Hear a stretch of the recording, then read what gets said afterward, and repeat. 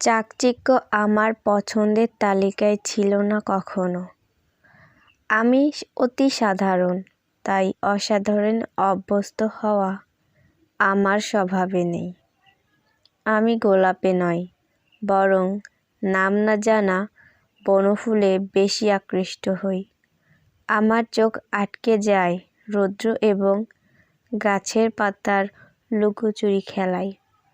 টঙের দোকানের চায়েই বেশি শান্তি পাই।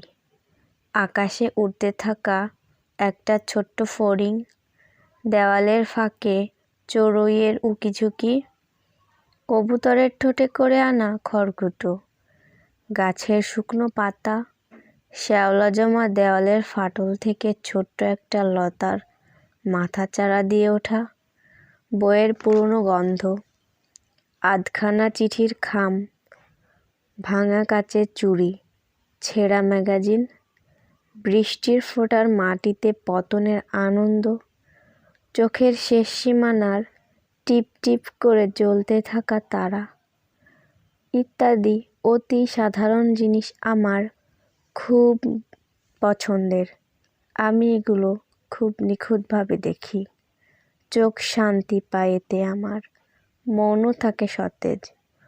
আসলে আমার কাছে সুন্দরের সংজ্ঞা অন্যরকম। আমার কাছে সুন্দর মানেই মনের শান্তি, চোখের আরাম কিংবা তৃপ্তি।